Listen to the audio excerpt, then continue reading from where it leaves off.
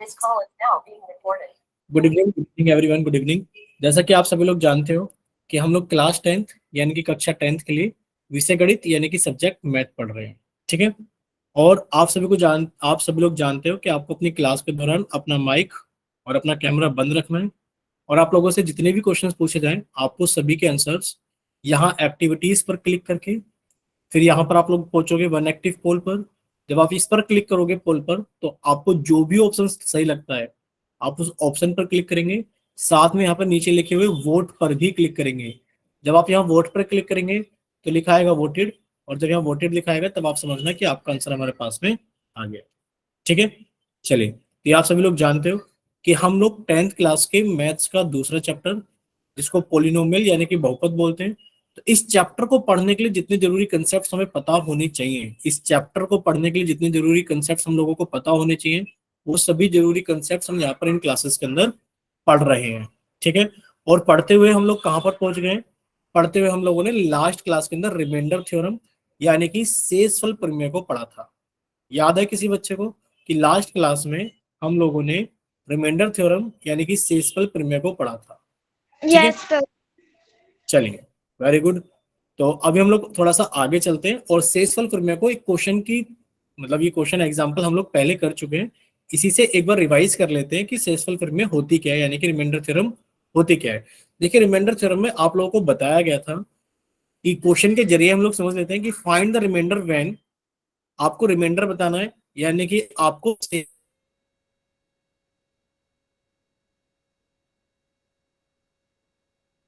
शेषफल बताना है कब? जब ये बहुपद यानी कि ये पोलिनोमियल, ठीक है। तो जब आप 4x² को समझ लीजिए कि जब आप 4x² माइनस 3x प्लस 7 को डिवाइड करते हैं यानी कि भाग देते हैं x माइनस 4 से, तो भाग करने पर बताइए लास्ट में रिमाइंडर यानी कि शेषफल कितना है। ये पूछा गया आप लोगों से कि बताइए लास्ट में रिमाइंडर शेषफल कितना होगा।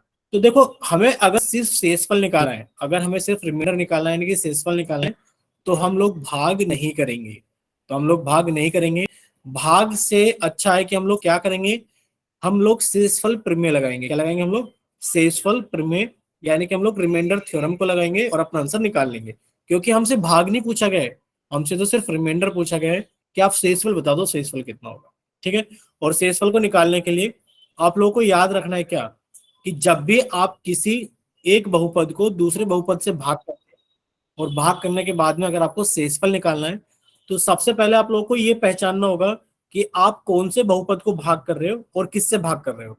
आप कहोगे सर हम लोग 4x² माइनस 3x प्लस 7 को भाग कर रहे हैं और x माइनस 4 से भाग कर रहे हैं। अच्छा, कोई बच्चा बताएगा इसको क्या बोलते हैं? बताओ, भाजक बोलते हैं, भाज्य बोलते हैं? माइक ओपन करके बताइए, इसको हम लोग क्या बोलते हैं? भाजक बोलते हैं या फिर भाज्य बोलते हैं? यानी कि इसको हम लोग डिवाइजर बोलते हैं या डिविडेंड बोलते हैं? बताइए, x माइनस 4 को हम लोग क्या बोलते हैं? माइक ओपन करके बताइए कि x माइनस 4 को हम लोग क्या बोलते हैं? बोलिए। ऐसे कैसे काम चलेगा कि आप इतनी सी चीज भी नहीं बता रहे? चलो चैट सेक्शन में लिख के बताओ। चलिए चैट सेक्शन के अंदर लिख के बताइए कि x-4 को हम लोग क्या बोलते हैं? सर भाई इसको हम लोग डिवाइजर। डिवाइजर, वेरी गुड, इसको हम लोग डिवाइजर बोलते हैं। देखो, आप लोगों को याद रखना है। ठीक है। यानी कि इसको डिवाइजर यानी कि भाजक बोलते हैं। अब हमें याद ये रखना है कि सबसे पहला काम हमारा ये होगा कि हम भाजक को 0 के बराबर पुट करेंगे। यानी कि हमने x माइनस 4 को 0 के बराबर रख दिया, तो यहां से x का मान कितना आ गया? 4। बोलो, यहां से x का मान कितना आ गया? 4। यहां तक किसी बच्चे को कोई डाउट है तो बताइए। No sir. ठीक है। शेषफल प्रमेय में हमें सबसे पहले करना क्या होता है कि हम भाजक यानी कि डिवाइजर को 0 के बराबर रख देते हैं, तो वहां से हमारा चर यानी कि वेरिएबल की वैल्यू आ जाती है। यानी कि x की वैल्यू कितनी आ गई? 4। अब दूसरा स्टेप क्या होता है भाई? ये तो फर्स्ट स्टेप था हमारे पास में, तो सेकंड स्टेप यानी कि दूसरा स्टेप क्या होता है? आप कहोगे सर सेकंड स्टेप में हमें कुछ नहीं करना होता, हमें एक पोलिनोमियल यानी कि px दिया गया था 4x² माइनस 3x प्लस 7, और हमसे शेषफल पूछा गया था कि बताइए रिमाइंडर बताइए, जब आप इसे x माइनस 4 से डिवाइड करोगे तो शेषफल यानी कि रिमाइंडर कितना आएगा? तो आपने x माइनस 4 को 0 के बराबर पुट किया, आपने कहा सर x की वैल्यू कितनी आ गई? 4। यहाँ पर आपने x का मान 4 रख दिया, और x का मान 4 रखने पर जो भी आंसर आएगा वही हमारा क्या कहलाएगा, रिमाइंडर कहलाएगा। बोलो इतना क्लियर सभी को। देखिए अब इसे सॉल्व कैसे करेंगे, सारे स्टेपों को आप सर ध्यान से सुनेंगे, सभी लोगों को आप इन स्टेप्स को ध्यान से सुनेंगे। देखिए सबसे पहले आप लोगों को करना क्या है, सबसे पहले आप लोगों को सॉल्व करना है 4 × 4 का स्क्वायर। यानी कि आप लोग इस चीज को लिखे, समझिए कि ये लिखा हुआ क्या है, यहाँ पे लिखा है 4x²। इसका मतलब क्या है, देखिए 4x² का मतलब है कि 4 की मल्टीप्लाई हो रखी है x² में, और आप लोग x² का मतलब जानते हो x × x, यानी कि 4x² का मतलब क्या हो गया, 4 × x × x। अब x का मान भी कितना है हमारे पास में, 4 है। तो जब आप x का मान भी 4 रख दोगे तो ये कितना हो जाएगा, 4 चौक 16, 16 चौक 64। बोलो यहाँ पर किसी बच्चे को कोई डाउट, बोलिए नो यहाँ पर किसी को नो डाउट, सर कोई डाउट नहीं, ठीक है। चलिए अब हम लोग आगे चलते हैं। देखिए आगे क्या लिखा हुआ है, आगे लिखा हुआ है हमारे पास में 3x। कितना लिखा हुआ है आगे हमारे पास में, 3x। 3x का मतलब है 3 की गुणा x में, और सर x का मान 4 है, तो 3 चौक कितना हो गया हमारे पास में, 12। बोलो यहाँ पर किसी बच्चे को कोई डाउट, बोलिए। नो सर यहाँ पर कोई डाउट नहीं है। चलिए अब देखिए आगे कितना लिखा हुआ है, आगे लिखा हुआ है प्लस के साथ। अब आपके पास में एक छोटा सा आंसर आ गया है सोल्व करने के लिए, कि लिखा हुआ है 64 - 12 + 7। आप लोग जानते हो जिसके आगे कोई निशान नहीं होता, कोई चिन्ह नहीं होता, उसके आगे प्लस का चिन्ह होता है। और आप लोगों को ये भी पता होगा पूर्णांक कैसे जुड़ते हैं, सर जिनका एक समान क्या होता है, चिन्ह होता है, वो आपस में जुड़ जाते हैं। यानी कि आपने कहा सर 64 और 7 का एक समान चिन्ह है, ये दोनों ही प्लस के हैं, तो सर ये जुड़ जाएंगे। 64 में 71 जो, सॉरी सॉरी, 64 में 7 जोड़ा तो 71 आ गया। और सर साइन कौन सा आता है, बड़ी संख्या का साइन आता है। सर बड़ी संख्या कौन है, 64, 64 प्लस का है तो प्लस का साइन, -12। अब आप देखोगे दोनों ही पूर्णांकों के चिन्ह अलग अलग हैं, तो आंसर घटाकर आएगा। जब आपने 71 में से 12 को घटाया तो कितना बच गया आपके पास में, भैया आपके पास में बच गया 59।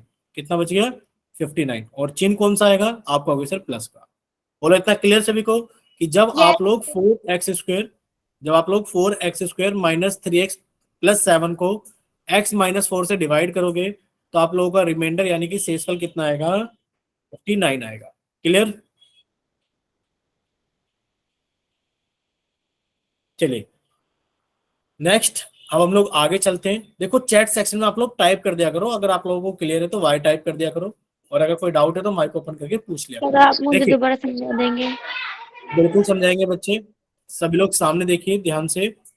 देखिए आप लोगों से पूछा ये गया था कि जब आप इस बहुपद को, यानी कि कौन से बहुपद, 4x² - 3x + 7 को आप दूसरे बहुपद x - 4 से भाग करोगे तो बताइए रिमाइंडर यानी कि आपका शेषफल कितना आएगा। तो हमने वही चीज बताई थी कि जब आप भाग करोगे तो आप कुछ ऐसे लिख करके भाग करोगे। बोलिए क्लियर इतना, भाई आप लोग कुछ ऐसे लिख करके भाग करोगे जैसे हमने यहाँ पर लिख के दिखाया है। तो हमें ये पता लग गया कि हम भाग किससे कर रहे हैं, हम x - 4 से भाग कर रहे हैं। तो जिससे हम लोग भाग कर रहे हैं सबसे पहले हम लोग उसको 0 के बराबर पुट करेंगे, और हमने वहां से क्या निकाल लिया, हमने वहां से चर यानी कि वेरिएबल का मान निकाल लिया। अब क्या करना है, हमें शेषफल निकालना है। जब हम इसको भाग करेंगे x - 4 से, तो बच्चे भाग ना करने से ज्यादा अच्छा है कि आप लोग x की वैल्यू 4 पुट कर दो दिए गए पोलिनोमियल में। तो आपने दिए गए पोलिनोमियल यानी कि बहुपद में x का मान 4 रख दिया, तो जब आप इसको सोल्व करोगे तो कितना आ गया, 59 आ गया। बोलो इतना क्लियर सभी को भी। चलिए यस देखिए सर यहां पर भी वही पूछा गया कि what will be the reminder when 4x² + 9x - 9 is divided by x + 3। कि जब आप x + 3 से इसको डिवाइड करते हैं, जब आप x + 3 से इसको डिवाइड करते हैं तो बताइए शेषफल यानी कि रिमाइंडर कितना आएगा। अभी आपको बताया था कि आपको भाग करने से ज्यादा अच्छा है कि आप क्या करो, आप भाजक को 0 के बराबर पुट करो, यानी कि आपने x + 3 को 0 के बराबर पुट किया तो x का मान कितना आ गया, -3। x का मान कितना आ गया, -3। अब x का मान -3 आप शेषफल प्रमेय के द्वारा आप दिए गए पोलिनोमियल में पुट कर दो। यानी कि आप कहोगे सर एक पोलिनोमियल px था 4x² + 9x - 9, हमसे इसका शेषफल पूछा गया था कि शेषफल बताओ, जब आप इसे x + 3 से डिवाइड करोगे तो शेषफल कितना आएगा। तो आपने x का मान -3 यहां पर ही पुट कर दिया, ये सर शेषफल अपने आप निकल जाएगा। बस x की जगह पुट कितना करना है सर, -3। यहाँ पे कितना आ गया, 4 -3 का स्क्वायर +9 -3 -9। यहां तक अगर किसी बच्चे को डाउट है तो वो अपना माइक ओपन करके पूछिए। क्या यहां तक किसी बच्चे को कोई डाउट है? ठीक है, यानी कि यहां तक किसी बच्चे को कोई डाउट नहीं है। अब इसे सोल्व कैसे करेंगे भाई, अब हम लोग इसको सोल्व कैसे करेंगे वो भी समझ लीजिए। देखो, सबसे पहले आप लोग जानते हो भाई इसका क्या मतलब है। इसका मतलब है कि सर, इसका मतलब है कि 4 की गुणा, देखो यहाँ पे लिखा है 4x²। सर 4x² का मतलब है कि सर 4 की गुणा x² में हो रखी है, तभी तो 4x² आया होगा। और सर x² का मतलब है कि x की गुणा x में हो रखी है। सर x का मान -3 है, तो 4 × -3 × -3। आप लोग जानते हो माइनस की गुणा माइनस में करोगे प्लस, 3×3 = 9। और जब आप इसकी गुणा 4 में करोगे तो 4×9 = 36। कितना आ गया बच्चे, 36। यानी कि सर -3 का स्क्वायर कितना हो गया, 9, और 9 चौक कितना हो गया, 36। बोलो, इतना क्लियर सभी को? क्या किसी बच्चे को कोई डाउट है यहाँ पर? बोलिए। No sir. ठीक है, कोई डाउट नहीं है। चलिए आगे चलते हैं। देखिए, अब आगे लिखा हुआ है हमारे पास में कितना, सर आगे लिखा हुआ है +9 और ब्रैकेट में -3। यानी कि ऊपर देखें तो सर लिखा हुआ है 9x। सर 9x का मतलब है कि सर आगे प्लस का चिन्ह है तो प्लस लिख दिया, 9 का मतलब है 9, और x का मान कितना है, -3। देखो, जब प्लस की गुणा माइनस में करोगे तो माइनस आएगा, और 9 की गुणा 3 में करोगे तो 27 आएगा। कितना आ गया, -27। बोलो क्लियर यहाँ पर इतना? यस बोलिए, क्या यस इतना सही सर। बच्चों क्लियर है? Yes sir. ठीक है, चलिए अभी हम लोग आगे चलते हैं। आगे कितना लिखा हुआ है आपको? अभी सर आगे तो कुछ नहीं लिखा हुआ, -9 लिखा हुआ है। उसको एज इट इज लिख दो कि सर ये हो गया -9। अभी हम लोगों ने एक चीज सीखी थी कि जब पूर्णांकों का चिन्ह एक समान होता है, जब पूर्णांकों का चिन्ह एक समान होता है तो आंसर जोड़कर आता है। भाई 27 में आपने 9 को जोड़ दिया तो कितना आएगा, 36। और चिन्ह हमेशा बड़े वाले पूर्णांक का आता है। भाई बड़ा पूर्णांक कौन है, 27। ये माइनस का है तो -36। सर 36 पहले से लिखा हुआ है प्लस का, और जब प्लस के 36 और माइनस के 36 आपस में मिलेंगे तो कितना आ जाएगा, 0। बोलो, इतना क्लियर सभी को? बोलिए। Yes sir. सर। ठीक है, चलिए अगर इतना क्लियर है तो अब हम लोग थोड़ा सा आगे चलते हैं। देखिए बच्चे, ये क्वेश्चन आप लोग सॉल्व कर रहे हो जल्दी से, और अपना आंसर जल्दी से पोल सेक्शन के अंदर वोट कर रहे हो।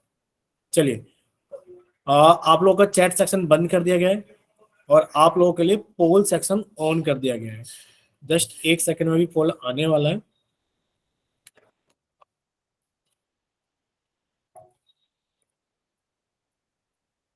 Question number 87।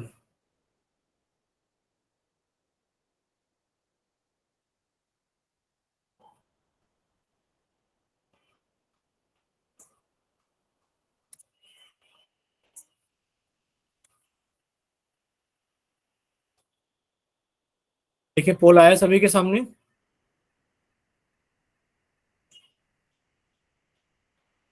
No sir. बच्चे चेक यस करो एक सर। बार। ठीक है, चलिए सभी लोग इसका आंसर जल्दी से पोल सेक्शन के अंदर कीजिए।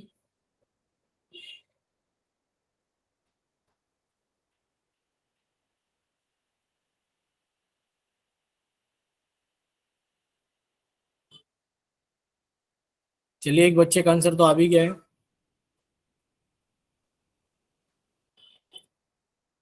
बाकी बच्चे भी जल्दी से सॉल्व कीजिए और अपना आंसर जल्दी से पोल सेक्शन के अंदर वोट कीजिए।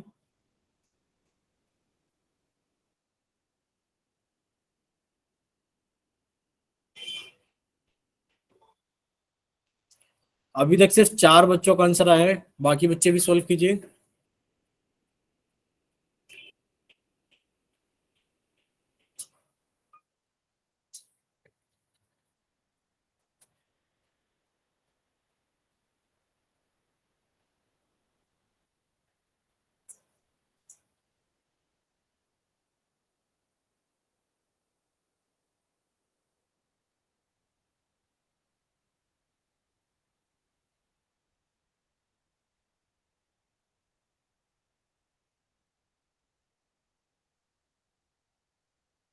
भाई सिर्फ अभी तक 4 बच्चों का आंसर आया है और क्लास के अंदर 14 बच्चे प्रेजेंट है, अभी 10 बच्चे बाकी हैं जिन्होंने अपना आंसर नहीं किया है।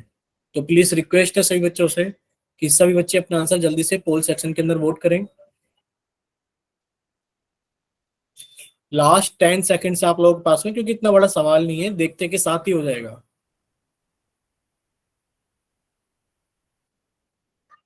चलिए लास्ट 5 सेकेंड्स, 5, 4, 3, 2,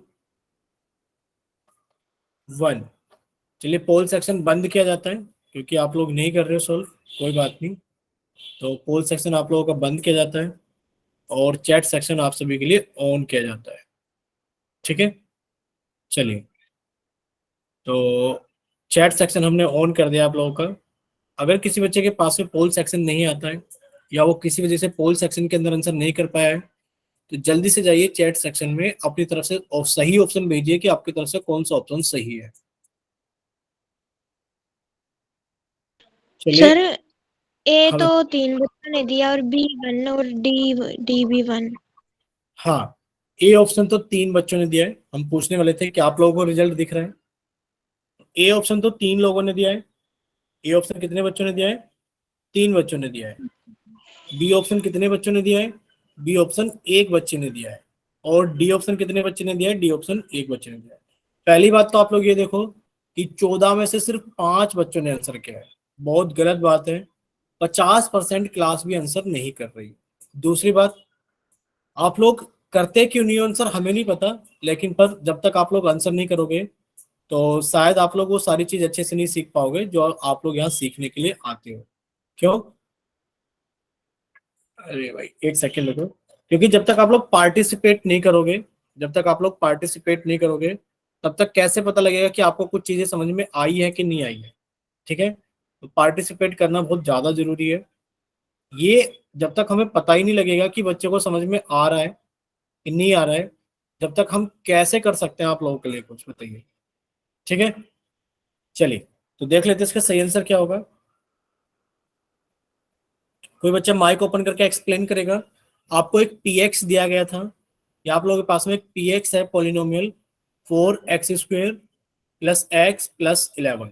ठीक है, और आप इसको रैखिक बहुपद x-1 से भाग कर रहे हैं। x-1 से भाग कर रहे हैं। बच्चे x-1 से भाग कर रहे हैं तो आप लोग क्या समझे थे? आप लोग समझे थे कि नहीं समझे थे कि आप 4x² प्लस एक्स प्लस 11 को आप x-1 से भाग दे रहे हैं। ठीक है, पूछा गया कि बताइए रिमाइंडर कितना आएगा। पूछा गया कि बताइए रिमाइंडर यानी कि शेषफल कितना आएगा। तो आप लोगों ने अभी एक स्टेप याद किया था। क्या स्टेप याद किया था? कि सर भाग करने से अच्छा है कि सर मैं इसको 0 के बराबर पुट करूंगा और मेरा वैल्यू कितना आ गया? x बराबर 1। और जो रिमाइंडर होगा यानी कि जो शेषफल होगा वो पोलिनोमियल में x की वैल्यू 1 रखने पर आ जाएगा। जब आप x की वैल्यू 1 रखोगे तो भाई कितना आ जाएगा? यही तो आपका शेषफल आ जाएगा। बोलो भाई, p की वैल्यू 1 पर जो भी होगी, पोलिनोमियल की वैल्यू x बराबर 1 पे जो भी होगी वही तो आपका शेषफल होगा। बोलिए होगा कि नहीं होगा? Yes sir. तो वो कितना होगा हमारे पास में? ऑप्शन बी होगा। बोलो क्लियर सभी को? Yes sir. ठीक है, चलिए नेक्स्ट क्वेश्चन। पूछा गया है कि सबसे पहले हम एक काम करते हैं, आप लोगों का चैट सेक्शन बंद कर देते हैं और आप लोगों के लिए पोल सेक्शन ऑन कर देते हैं।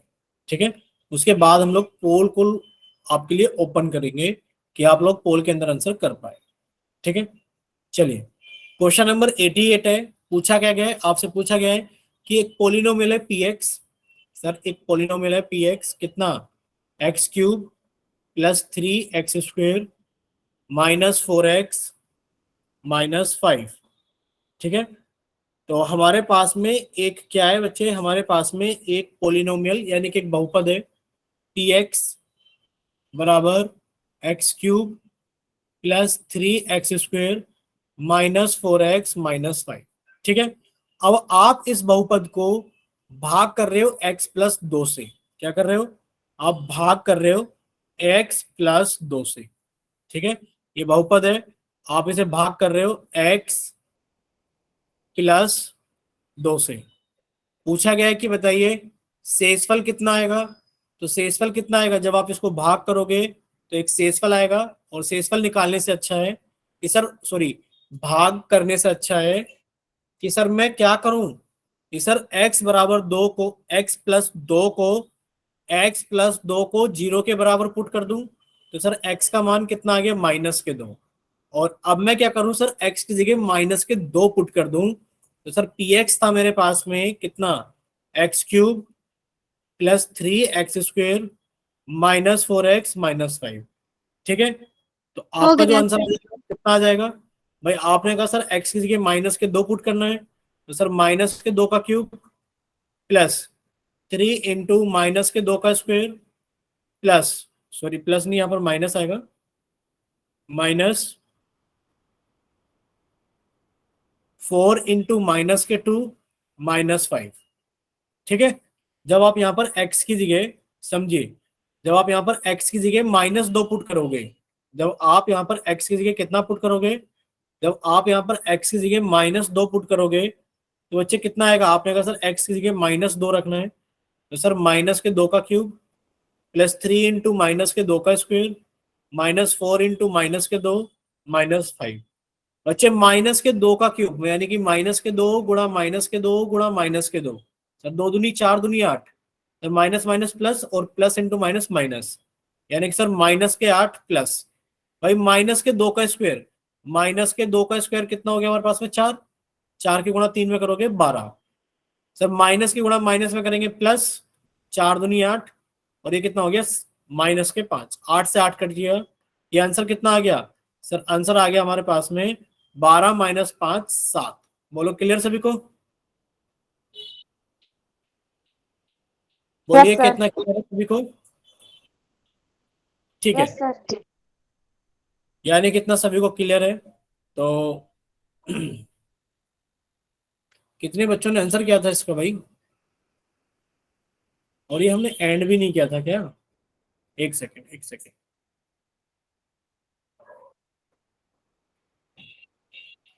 बोले इतना क्लियर है सभी को।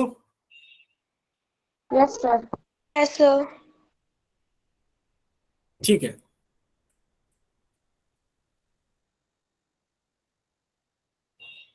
देखिए अब ये क्वेश्चन आप लोगों के सामने 89 क्वेश्चन है, और आप लोगों का चैट सेक्शन बंद कर दिया गया है, और आप लोगों के लिए पोल सेक्शन ऑन कर दिया गया है क्वेश्चन नंबर 89 के लिए। ठीक है, चलिए 89 में पूछा क्या गया आप लोगों से कि जब आप x³ +1 को, जब आप लोग x+1 से भाग देंगे तो बताइए शेषफल यानी कि रिमाइंडर कितना होगा। तो बताइए शेषफल यानी कि रिमाइंडर कितना होगा। अब ये आप लोग करोगे, और जल्दी से अपना आंसर पोल सेक्शन के अंदर वोट करो। चलिए आप लोग जल्दी से सॉल्व कीजिए, और अपना आंसर जल्दी से पोल सेक्शन सर के अंदर वोट। ठीक है, एक बच्चे का आंसर आ गया है, बाकी बच्चे भी इसको जल्दी से सॉल्व करेंगे और अपना आंसर जल्दी से पोल सेक्शन के अंदर वोट करेंगे।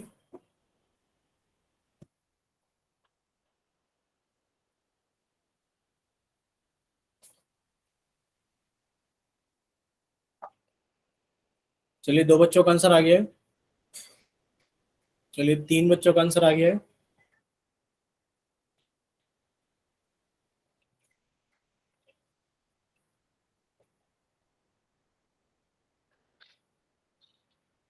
बाकी बच्चे भी जल्दी से सॉल्व कीजिए।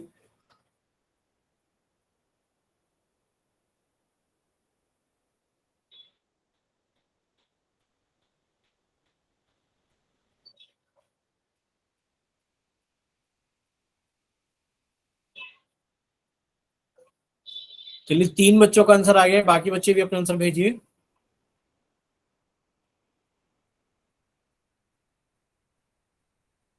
चलिए 4 बच्चों का आंसर आ गया है, अभी 7 बच्चे बाकी हैं, अभी 7 बच्चे बाकी। चलिए 5 बच्चों का आंसर आ गया है, अभी 6 बच्चे बाकी हैं,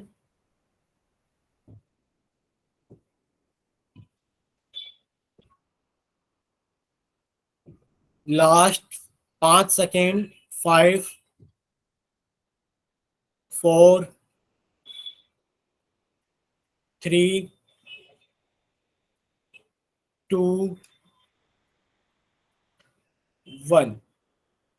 चलिए आप लोगों का पोल सेक्शन बंद किया जाता है और अभी आप लोगों के लिए चैट सेक्शन ऑन किया जाता है।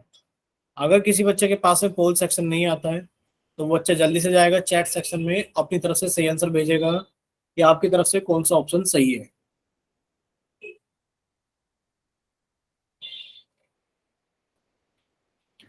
चलिए बताइए, क्या कोई बच्चा भेज रहा है सर चैट सेक्शन में? 2220।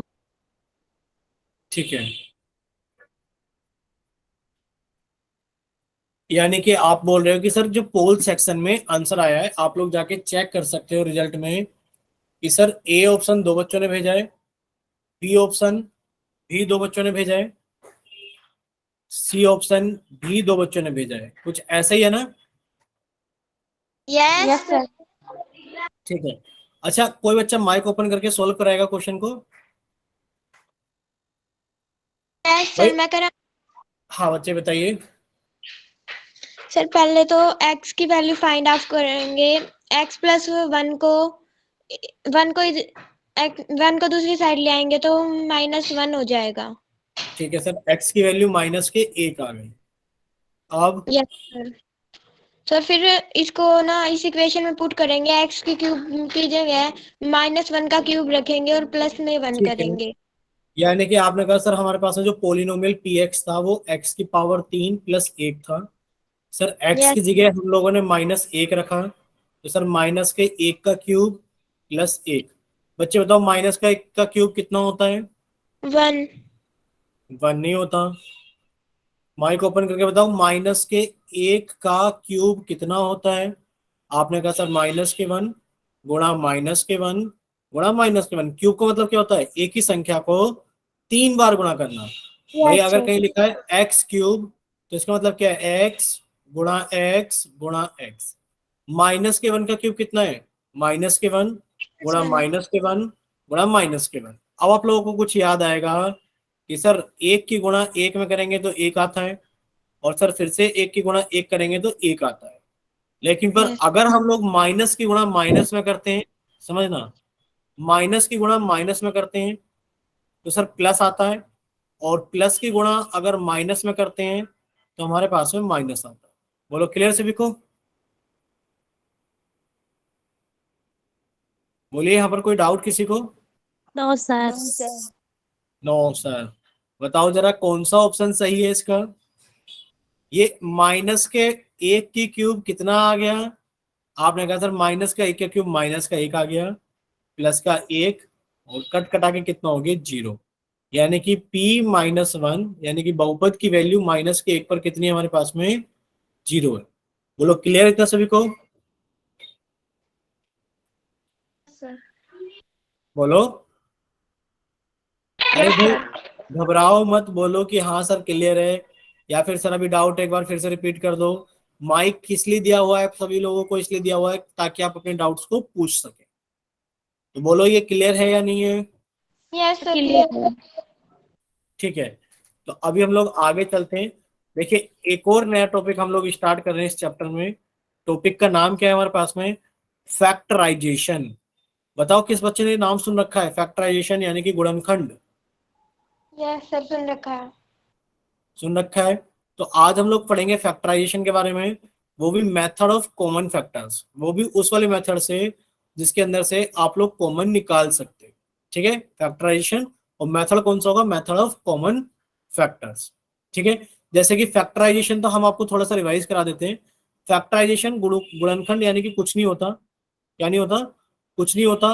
मान लीजिए आपसे कहा जाए कि 24 के गुणनखंड करो, तो आपने क्या किया? 2 से काटा, सर 12 आ गया। 2 से काटा, 6 आ गया। 2 से काटा, 3 आ गया। और 3 से काटा, 1 आ गया। बोलो क्लियर सभी को? सर। ठीक है, सर। तो 24 के गुणनखंड की बात करें तो 24 के गुणनखंड कितने आ गए? 2 गुणा 2 गुणा 2 गुणा 3। ठीक है, आपने इन सभी को गुणा के रूप में लगा दिया। चलिए, अब देखिए आप लोगों ने ये तो कह दिया कि सर ठीक है, हम लोग क्या सीख गए, गुणनखंड तो हम लोगों को आते हैं, यानी कि हमें प्राइम फैक्टर्स करने आते हैं। लेकिन पर सर अब हम लोग तो अलजेब्रा के बारे में पढ़ रहे हैं ना, तो बताइए अलजेब्रा के अंदर कैसे इस्तेमाल करेंगे। तो आप कहोगे कि सर जो भी अलजेब्रिक एक्सप्रेशन होता है, समझना चीजों को, कि जो भी अलजेब्रिक एक्सप्रेशन होता है यानी कि जो बीजीय व्यंजक होता है, वो कुछ इस तरीके से लिखा जाता है कि उसके अंदर क्या होते हैं, अचर होते हैं, उसके अंदर चर होते हैं, और वो एक दूसरे के साथ में किसी भी सिंबल से जुड़े होते हैं। बोले इतना क्लियर सभी को?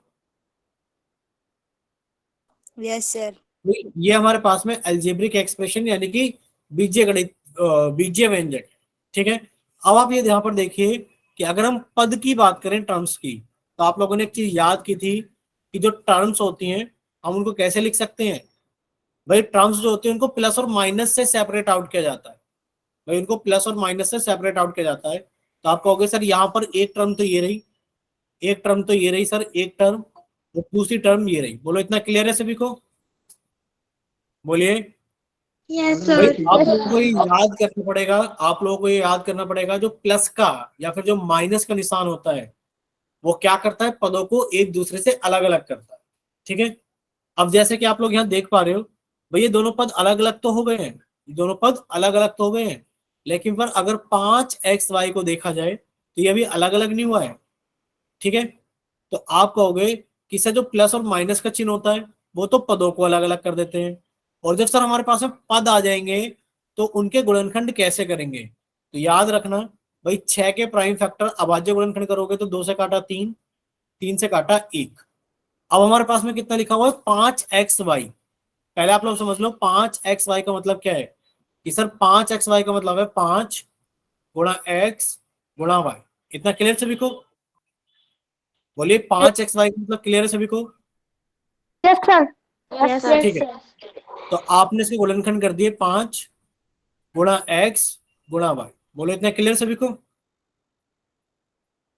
यस ठीक है, यस ठीक सर। है। अब यहाँ पर एक चीज देखिए, सार गुणनखंड यानी कि कॉमन फैक्टर क्या होता है। सार गुणनखंड यानी कि कॉमन फैक्टर हमारे पास में क्या होता है, ठीक है। The factor which is common to all the terms is called the common factor. एक ऐसा फैक्टर जो सभी टर्म्स में कॉमन हो वो कॉमन फैक्टर कहलाता है, यानी कि वह गुणनखंड जो सभी पदों में उभयनिष्ठ यानी कि कॉमन हो वो सार गुणनखंड कहलाता है। अब आप कहोगे सर समझ में नहीं आया, तो एग्जाम्पल देखिए सार गुणनखंड के। देखिए अगर आपसे कहा जाए 18 और 12 का सार गुणनखंड बताइए क्या होगा। बताइए 18 और 12 का सार गुणनखंड क्या होगा। तो आप क्या कहोगे, आप कहोगे सर एक तो सबसे पहले हम लोगों को 18 के प्राइम फैक्टर करने पड़ेंगे। सर 2 से काटा 9, सर 3 से काटा 3, और 3 से काटा 1। हम लिख सकते हैं कि 18 बराबर 2 गुणा 3 गुणा 3। 12 का हमने प्राइम फैक्टर किया, अभाज्य गुणनखंड किए, 2 से काटा 6, 2 से काटा 3, 3 से काटा 1। भाई कितना आ गया हमारे पास में, आपने कहा सर 2 से काटा 2 और 2 से काटा 3। बोलो इतना क्लियर सभी को? Yes sir. Yes sir. ठीक है। अब बात की गई है किस चीज की, सार गुणनखंड की। किसकी बात की गई है, सार गुणनखंड यानी कि कॉमन फैक्टर की। तो आप कहोगे सर एक तो पेयर ये बन गया कॉमन फैक्टर का कि सर हमें 2 कॉमन दिख रहा है, और एक ये बन गया 3 का कि सर हमें 3 कॉमन दिख रहा है, ठीक है। तो ये कितना हो गया सर हमारे पास में, जो सार गुणनखंड है यानी कि जो हमारे पास में कॉमन फैक्टर है, यानी कि आप यहाँ पे लिख लीजिए जो सार गुणनखंड है,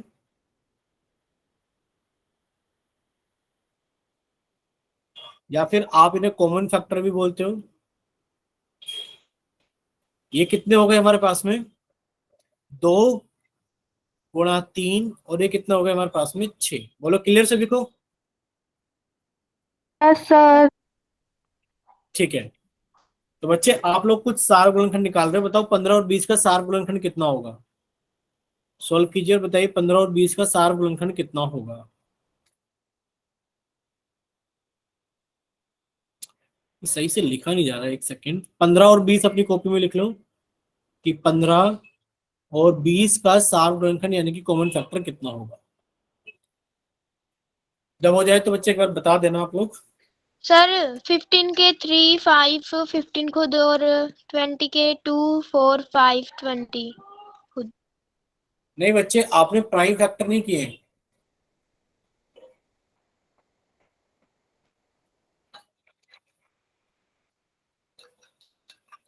देखो जैसे हमने आपको बताए थे अभी प्राइम फैक्टर आपने वैसे ही किए क्या?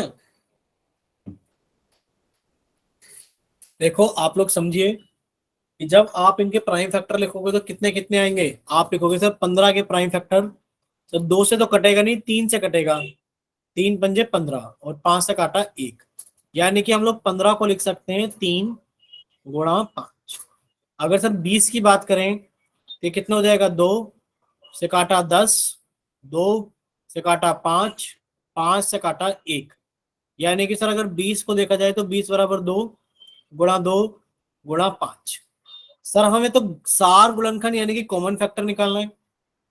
हमें तो सार गुणनखंड यानी कि कॉमन फैक्टर निकालना है। तो कॉमन फैक्टर कितना हो जाएगा? आपने कहा सर जो कॉमन है वो सिर्फ हमारे पास में 5 है, तो कॉमन फैक्टर कितना हो गया? 5। बोलो क्लियर इतना? Yes sir. ठीक है। अच्छा एक चीज और बताइए, आपको सार गुणनखंड करने हैं, आप लोगों को सार गुणनखंड करने हैं। ये एग्जांपल नंबर 2 था हमारे पास में। एग्जांपल नंबर 3, आप लोगों को सार गुणनखंड निकालना है। 20 और 21 का सार गुणनखंड कितना होगा? निकालिए। 20 और 21 का सार गुणनखंड कितना होगा?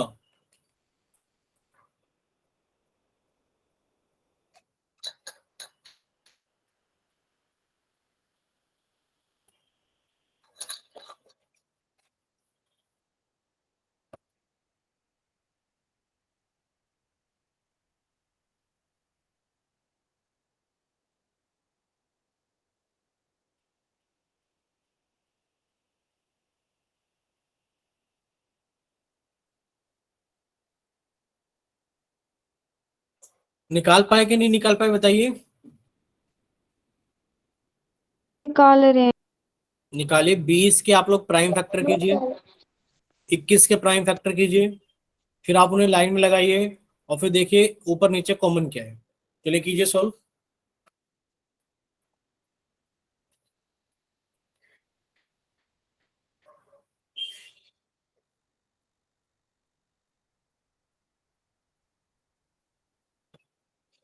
भाई अगर किसी का सॉल्व हो जाए तो वो प्लीज माइक को ओपन करके बता देना कि सर हमारा सॉल्व हो गया है।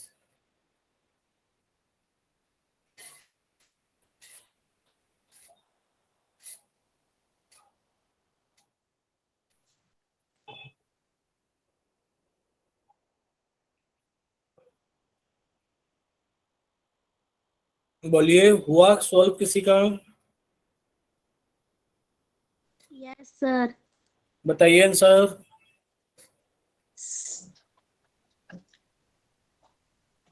जीरो? Sir yes sir. अच्छा कितने बच्चे कहते हैं कि आंसर जीरो है? जरा चैट सेक्शन में लिखकर भेजना।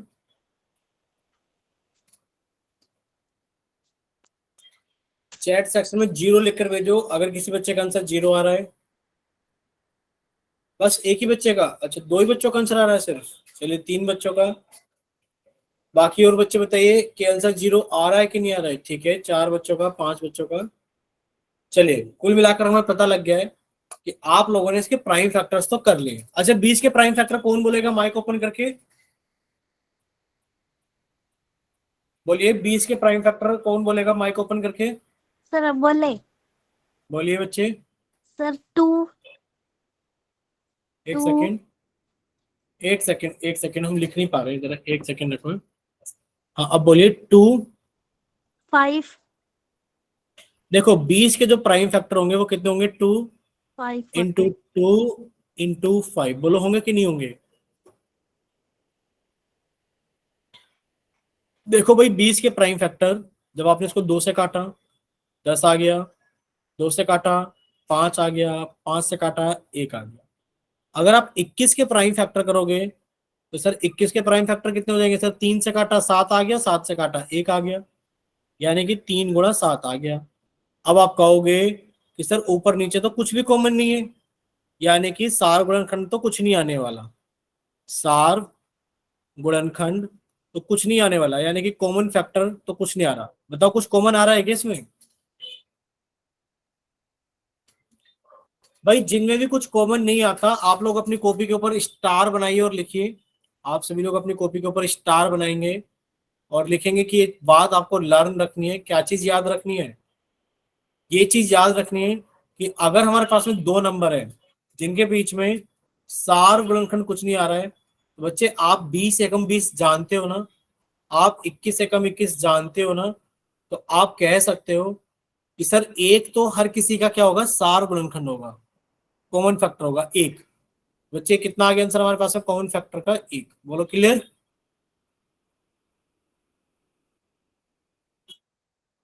बोलिए बच्चे क्लियर इतना सभी को? Yes sir. Yes sir. ठीक है, चलिए आप दो नंबर और लिख रहे हैं।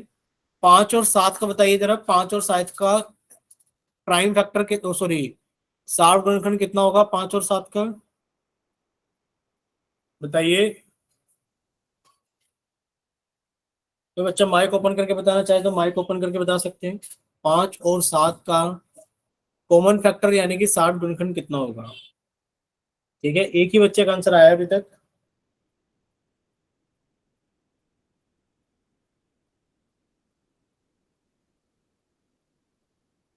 बच्चे वाई टाइप करके नहीं भेजना है, आंसर बताओ आंसर क्या आएगा जब 5 और 7 के आप लोग सार गुणनखंड यानी कि कॉमन फैक्टर निकालोगे तो बताइए कितना आएगा? एक आएगा। Very good. आप कहोगे कि सर जो 5 होगा वो तो सर 5 ही होगा, सॉरी गलत लिख दिया हमने, कि सर जो 5 होगा, ये जो 5 होगा सर ये हमारे पास में कितना होगा, 1 गुणा 5 होगा। ये जो 7 होगा ये कितना गुणा होगा, 1 गुणा 7 होगा। बच्चे इनमें कॉमन ही कितना बच रहा है हमारे पास में? 1 बच रहा है, तो आप लिख सकते हैं कॉमन फैक्टर इक्वल्स टू 1। चलिए सभी का आंसर ठीक था। चलिए अब हम कॉमन फैक्टर से हटते हैं और आगे की तरफ चलते हैं। अच्छा आप लोग ये बताइए कितना लिखा हुआ है? बोलिए कितना लिखा हुआ है? की क्यूब और x 8 हो। ठीक है, आप हमें बताइए कि अगर इसको हम लिखें तो क्या हम लोग x की क्यूब को ऐसे लिख सकते हैं, x गुणा x और x की घात 8 को हम लोग ऐसे लिख सकते हैं कि x गुणा x गुणा x गुणा x 5 6 7 8। बोलो लिख सकते हैं कि नहीं लिख सकते हैं? लिख सकते हैं सर। कॉमन बताओ कौन कौन है? आप कहोगे सर एक तो ये कॉमन है, एक सर ये कॉमन है, एक सर ये कॉमन है।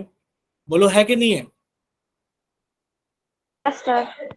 तो आप कहोगे कि सर जो कॉमन फैक्टर है वो हमारे पास में x गुणा x यानी कि x क्यूब। बोलो clear? Yes sir. Yes sir. ठीक है। अच्छा एक क्वेश्चन और आप लोग कर रहे हो, लिखिए जरा। लिखा है x की पावर 8 और x की पावर 6। बताइए जरा क्या आएगा कॉमन फैक्टर? बताइए कॉमन फैक्टर क्या आएगा?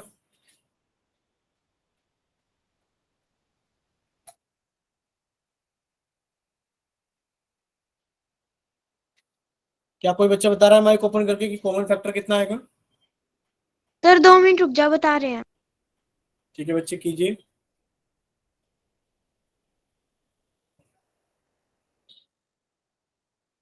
सर एक्स की सी x की पावर 6।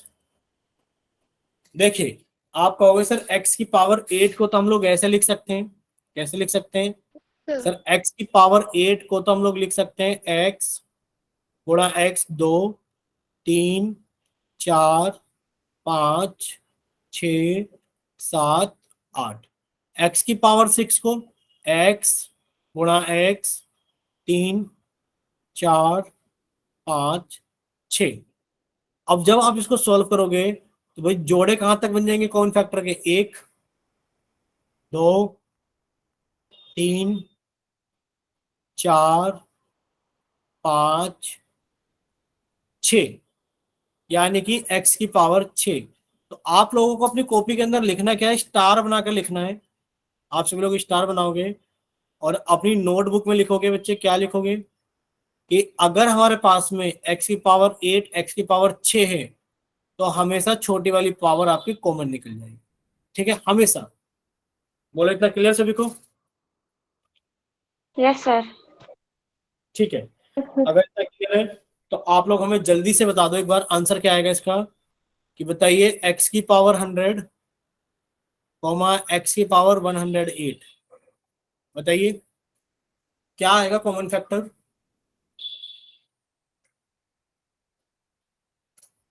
बोलिए x की पावर 100 है और x की पावर 108 है। ठीक है, आप कहोगे कि सर छोटी वाली पावर हमेशा कॉमन निकलेगी, यानी कि सर जो हमेशा छोटी वाली पावर होगी वो हमेशा कॉमन निकल जाएगी। बोलो इतना क्लियर? Yes sir. ठीक है, एक चीज और समझ लो साथ के साथ ही। क्या चीज समझनी है कि अगर मान लो कहीं लिखा है, क्या लिखा है, मान लो कहीं लिखा है x की पावर 100 प्लस x की पावर 80, x की पावर 100 प्लस x की पावर 80। सॉरी प्लस नहीं लगाना है हमें, सॉरी सॉरी सॉरी, प्लस नहीं लगाना है अभी, हमें कोमा लगाना है। बताइए कितने बच्चों को क्लियर है ये?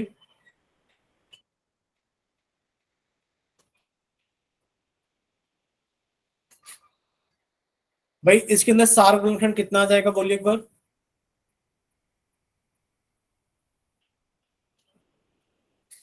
माइक ओपन करके बोलो बच्चे। x की वैल्यू 80। x की वैल्यू 80, यानी कि आप कहोगे सर अभी आपने बताया था, स्टार लगवा के लिखाया था कि जो पावर छोटी होगी, भाई x की पावर 80 है तो सर x की पावर 80 तो दोनों के अंदर हो गई होगा, साथ में कुछ और भी हो तो पता नहीं, यानी कि जो इनका कॉमन फैक्टर है वो कितना आ गया हमारे पास में, x की पावर 80 आ गया। बोलो क्लियर सभी को? Yes sir. ठीक है बच्चे, आज हम लोग कॉमन फैक्टर तक ही पढ़ते हैं, बाकी कुछ चीजें हम लोग नेक्स्ट क्लास के अंदर पढ़ेंगे।